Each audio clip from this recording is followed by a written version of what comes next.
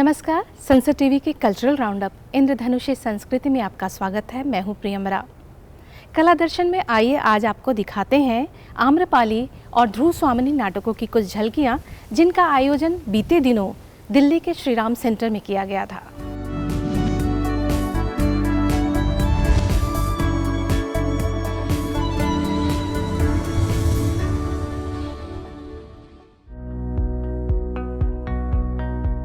Shriram centre में 25 जुलाई की शाम दो स्त्री शक्तियों के नाम रहे, आम्रपाली और ध्रुव स्वामिनी। ये दोनों ही स्त्री शक्तियों की पृष्ठभूमि बिहार है। आम्रपाली और ध्रुव स्वामिनी नाटकों का मंचन बाबू शिवजी राय फाउंडेशन की तरफ से किया गया। मेरा ये आनंद ग्राम, सपनों से भी सुंदर आनंद ग्राम, किंतु सपनों में आते हैं राजकुमार, एक नहीं दो नहीं सहस्त्र राजकुमार। आम्रपाली राम वृक्ष बेनीपुरी की प्रथम नाट्य कृति अम्बपाली पर आधारित है। अम्बे, ये डर कैसा? ये सखी, हम डरते हैं बड़े बड़े सपनों से, सपनों में आने वाले राजकुमारों की आकृतियों से, भव्य भवनों से और पांव में लौटने वाले सैकड़ों मुकुटों से। अम्बपाली बौद्ध युग की प्रसिद्ध और प्रभावशाली स्त्री चरित्र है। ऐसा लगता है आंखों से निकल जाएंगे, आंखों से निकल जाएंगे। हाँ हाँ, आंखों से निकल जाएंगे। मैं तो इन्हें देख के ही कांप उठती हूँ। मधु, अरुण, तुम चलते हो या नहीं?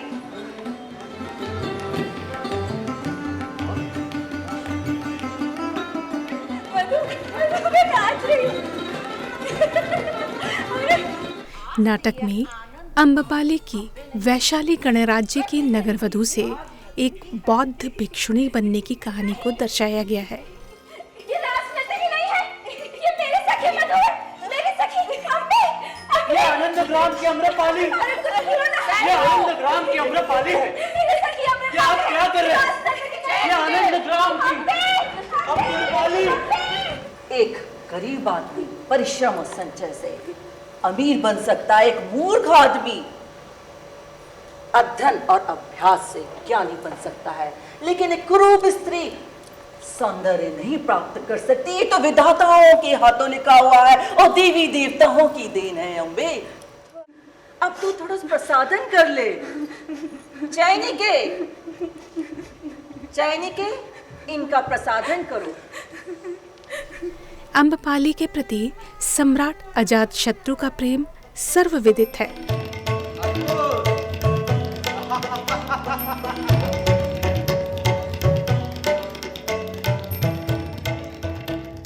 क्या सोने का महल ऐसा लाके खटक सकता था? लेकिन एक अलौकिक नारी के चलते ये सब अलौकिक बातें होकर नहीं सम्राट, ये उचित नहीं, अनर्थ होगा। लेकिन अजातशत्रु भी अलौकिक पुरुष है सुनील, ये गर्भ की वाणी नहीं सम्राट। सुनील, तुम बैठ जाया करते हो, तुम मेरे सखा हो, किंतु तुम्हें याद रखना चाहिए कि सम्राट हमेशा सम्राट ही होता है और मगध सम्राट की आज्ञा चलटल है कि विशाली पर हमें विजय प्राप्त करनी ही है। आम्रपाली का राजगृह है, लाना ही है। विभिन्न घटनाक्रमों से गुजरते हुए आम्रपाली महात्मा बुद्ध की शरण में जाती है और बौद्ध भिक्षुणी बन जाती है। भगवान, मैं कृतार्थ हुई। सारी वैशाली में भगवान को मेरी ही आम्रवाटिका पसंद आई। मेरे सौभाग्य का क्या कहना।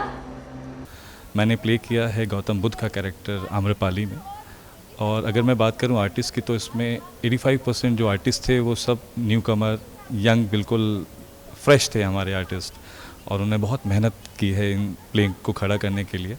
हमें बहुत मज़ा आया इस प्ले को करके। और अगर म्यूज़िक की बात करें, हमारे साथ प्रसून थे, उत्पल झा थे हमारे साथ लाइट्स के अंदर, दीपक चौरसिया दी थे हमारे साथ लाइट्स में। तो काफ़ी अच्छा अनुभव रहा। बिहार की स्त्रियों के ऊपर ये दोनों नाटक बेस्ड हैं, तो गर्ल्स या वुमेंस पावर को और मोटिवेट करने के लिए हमने ये दोनों नाटक प्रस्तुत किए, और होप करते हैं कि ये दोनों नाटक आपको अच्छे लगे होंगे। मैं यशोधरा का ऋणी हूँ आर्य, उतना ही ऋणी जितना भूमि, आकाश, वायु, सूर्य। यशोधरा से भागकर कोई बुद्ध नहीं होगा। यशोधरा की ममता की शीतलता,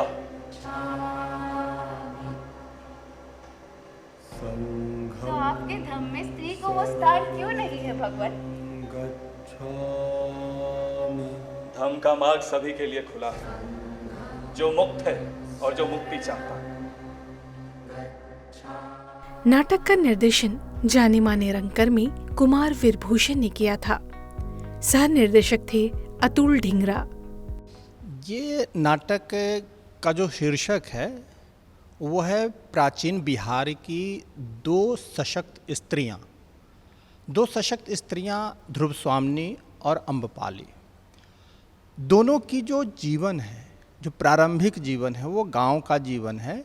दोनों को सत्ता से, राजघराने से कोई लेना देना नहीं था, लेकिन दोनों काल के वश में आकर के दोनों का विवाह या जो भी उनका जो होने वाला जो जीवन है वो आगे जाकर के राजघराने के पास और संघ के पास चला जाता है।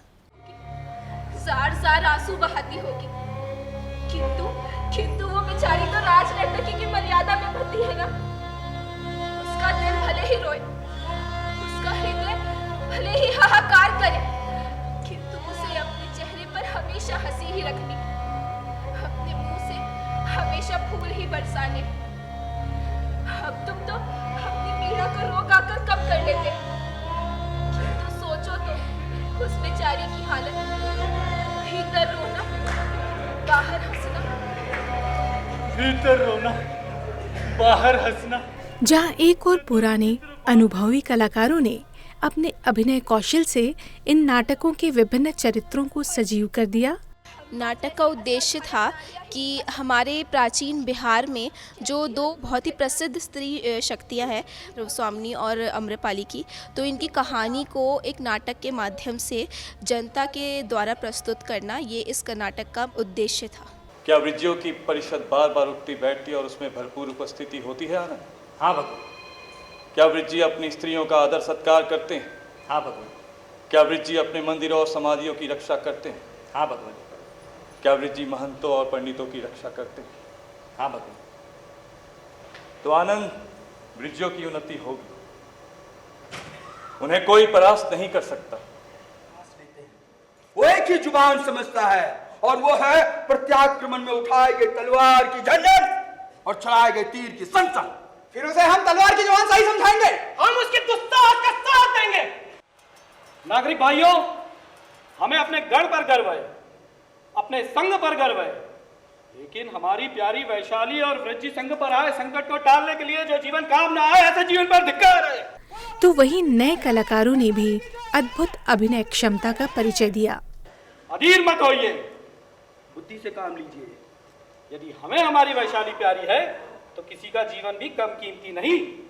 याद रखिए, इस संसार में व्यक्ति का जीवन अमूल्य है, इसलिए हमें किसी के भी प्राण लेने और देने से पहले एक बार सोच लेना चाहिए। दो नाटकों का मंचन किया गया, आम्रपाली और ध्रुव स्वामिनी। ये दोनों ही जो नाटक हैं ये बिहार की पृष्ठभूमि पर आधारित रहे हैं और उसका मंचन यहाँ पर किया गया है। इसमें एक ख़ास बात बहुत अच्छी है कि इसमें जो इसके निर्देशक हैं वो नए नए नाटककारों को भी बहुत मौका देते हैं और इसी तरह से जो लोग हैं उनके पास नए जो कलाकार हैं उनका अभिनय उनको देखने का मौका मिलता है और साथ ही इससे नाटक की भूमिका क्या है उसका भी सब लोगों को उसको पता चलता है। देवी, आप यहाँ इस वक्त? महामात्य, नाटक तब अपने चरम पर पहुंच जाता है जब अम्बपाली पुष्प आभूषणों को त्याग हाथों में तलवार लिए वैशाली की जनता को ललकारती है। दुश्मन जब द्वार पर हो तो युद्ध ही परम धर्म है। ये चर्चा करना कि युद्ध करें या ना करें कायरों का काम है। आप शायद सोच नहीं पा रहे हैं या आप शर्मिंदा है। हाँ, ये शर्म की बात है, ये लज्जा की बात है कि जब दुश्मन हमारे द्वार पर आ पहुंचा है, जब उसकी तलवार हमारी गर्दन छू रही है, उसके तीर हमारी छाती में घुसने को है, तब हम ये विवाद कर रहे हैं कि हम युद्ध करें या ना करें। लड़ाई अच्छी चीज है, बुरी चीज है, या इसमें हिंसा है या अहिंसा? हम कितने पतित हो चले और हमारा दुश्मन कितना भला है, इसका नाप तोल भी हम आज ही कर लेना चाहते हैं। कहा गया है अजात शत्रु आधा भिक्षु हो चला है। क्या भिक्षुओं की सेना तलवार लेकर चलती है? गांव को जलाती है, फसलों को रौंदती है और आदमी के रक्त से जमीन को सींचती है। ये भी कहा गया है कि उस पर आज वृजी रक्त हावी है। नागरिकों, जिस दिन अजात शत्रु ने जिसकी कोख से जन्म लिया, जिसके दूध पर वो पला, उस महारानी चेलना को तड़प तड़प को मरने को मजबूर कर दिया, उसी दिन उसके शरीर का वृजी रक्त सूख चुका। विशाली संघ की प्रथम नागरिका अम्बपाली होगी। तब उनका सामना बुद्ध की धरती वैशाली से नहीं, वीणा की ताल पर नृत्य करती हुई अम्बपाली से नहीं, किंतु चंडी अम्बपाली से होगा, चंडी अम्बपाली से।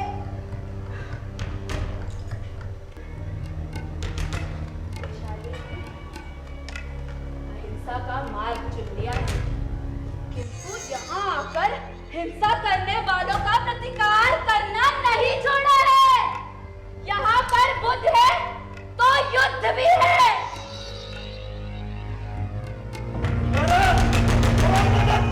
वापस चलो, वापस चलो, मगध के सेना वापस चलो।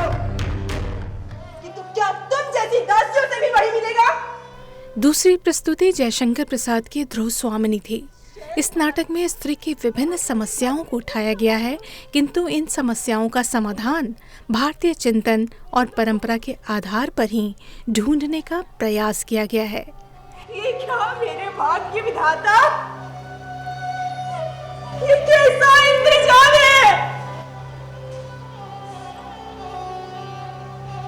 राजपुरोहित ने कुछ मंत्रों के बाद जो मुझे आशीर्वाद दिया था वो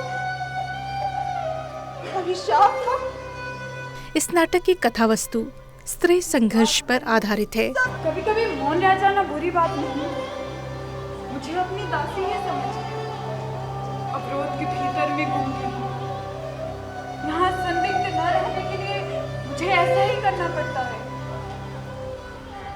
किंतु ध्रुव देवी के मन में टीस है।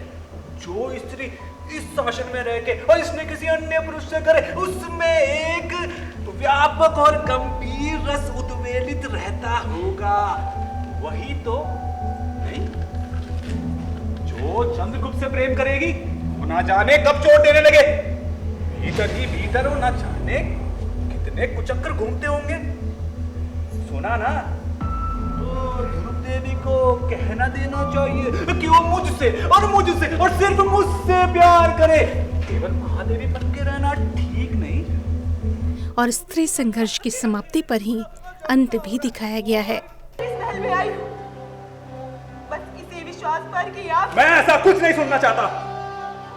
दर्शकों की तालियां जता रही थीं कि दोनों ही प्रस्तुतियां लोगों को काफी पसंद आई। तुम्हें भी अभी आना था कुमार। मैं तुमसे प्रार्थना करती हूँ कुमार, तुम यहाँ से चले जाओ। मुझे मेरे अपमान में निर्वसन नग देखने का किसी भी पुरुष को अधिकार नहीं है।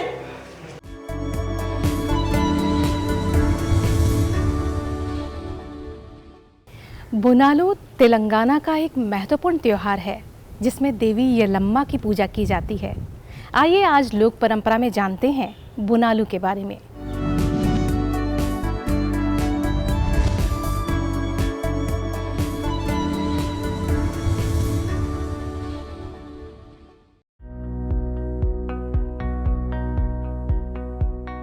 बोनालू तेलंगाना क्षेत्र में मनाया जाने वाला त्योहार है।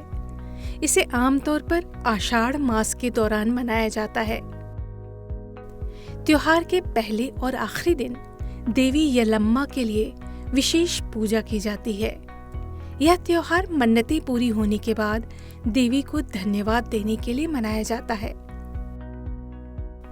तेलुगु में बोनम भोजन को कहते हैं। यह भोजन देवी को अर्पित किया जाता है। यह त्योहार गोलकुंडा से शुरू होता है। माना जाता है कि बोनालू को लेकर चलने वाली महिलाओं में स्वयं देवी का वास होता है जो आक्रामक होती हैं। जब वे मंदिर के पास पहुंचती हैं तो लोग उन्हें शांत करने के लिए उनके पैरों पर पानी छिड़कते हैं। भक्त देवी को थोटेल्लू चढ़ाते हैं। ये छोटे रंगीन कागज के ढांचे होते हैं जिन्हें डंडों से सहारा दिया जाता है और सम्मान के प्रतीक के रूप में चढ़ाया जाता है। तांबे के घटम को देवी के रूप में सजाया जाता है और पुजारी पारंपरिक धोती पहनकर अपने पूरे शरीर पर हल्दी लगाकर इसे ले जाता है। घटम को त्योहार के पहले दिन से लेकर आखिरी दिन तक जुलूस के रूप में ले जाया जाता है। घटम की जुलूस ढोल के साथ होती है। आमतौर पर हरिबौली में अकन्ना मदन्ना मंदिर के घाटम वास्तव में जुलूस का नेतृत्व करते हैं, जिन्हें हाथी पर रखा जाता है और उसके साथ घुड़सवार घोड़े और मॉडल होते हैं जो अकन्ना और मदन्ना को दर्शाते हैं। घटमों के विसर्जन के बाद यह एक शानदार जुलूस के रूप में समाप्त होता है।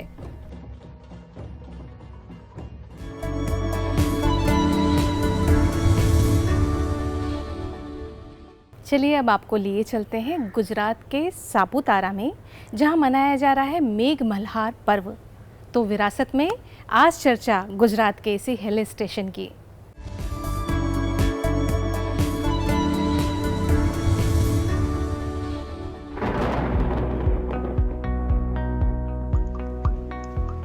मॉनसून के आगमन के साथ ही गुजरात की खूबसूरती और बढ़ जाती है। ऐसे में यहाँ होने वाले उत्सवों का लोग सालों भर इंतजार करते हैं। ऐसा ही एक उत्सव है मेघ मल्हार पर्व, जो डांग जिले के सापुतारा में मनाया जाता है। सापुतारा प्राकृतिक विविधताओं से भरपूर है, जंगलों, पहाड़ों और झरनों से परिपूर्ण है। हिल स्टेशन से थोड़ी दूरी पर स्थित है सापुतारा झील, जो पर्यटकों को खूब लुभाता है।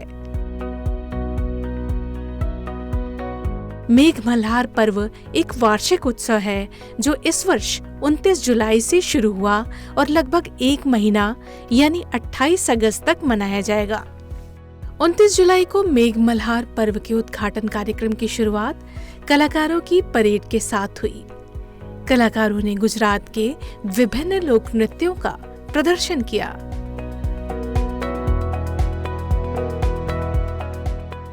रेन रन मैराथन के साथ उद्घाटन कार्यक्रम का समापन हुआ। इस पर्व के दौरान सापुतारा अनेक एक्टिविटी से गुलजार रहेगा। इनमें बांस कला कार्यशाला, संगीत वाद्य यंत्र सीखने की कक्षाएं, टेराकोटा कार्यशाला, वर्ली जनजातीय कला और अन्य गतिविधियां भी शामिल हैं। यह पर्व इको टूरिज्म को बढ़ावा देता है।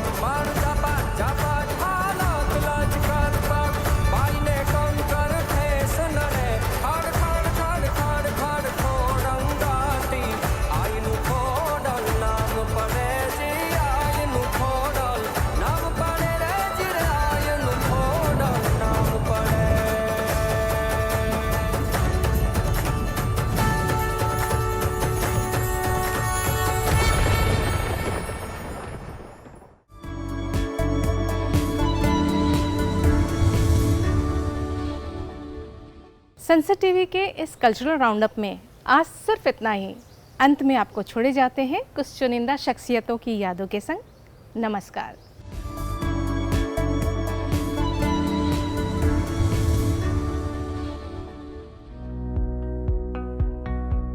हिंदी साहित्य के उपन्यास सम्राट प्रेमचंद का जन्म 31 जुलाई 1880 को उत्तर प्रदेश के लम्ही गांव में हुआ था। उनका प्रारंभिक नाम धनपत राय श्रीवास्तव था।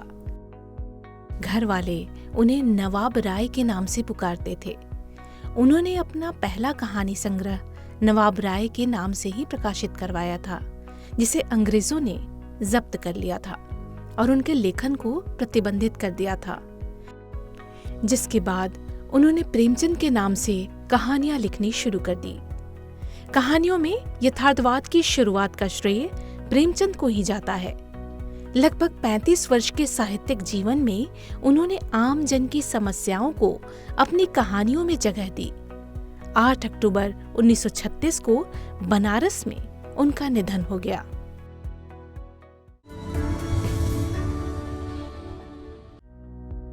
तेलुगु भाषा के सुप्रसिद्ध कवि सिंगी रेड्डी नारायण रेड्डी का जन्म 29 जुलाई 1931 को आंध्र प्रदेश में हुआ था। 5 दशकों से अधिक समय तक उन्होंने काव्य रचना की। उन्हें अनेक प्रतिष्ठित पुरस्कारों और सम्मानों से नवाजा गया। 1997 में वह राज्यसभा के नामित सदस्य भी बने। 12 जून 2017 को उनका निधन हो गया।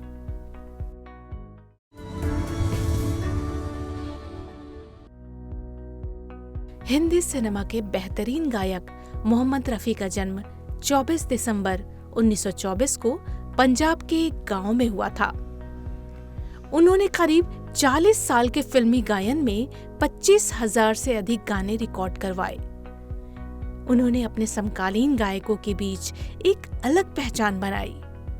रफी साहब का निधन 31 जुलाई 1980 को हो गया।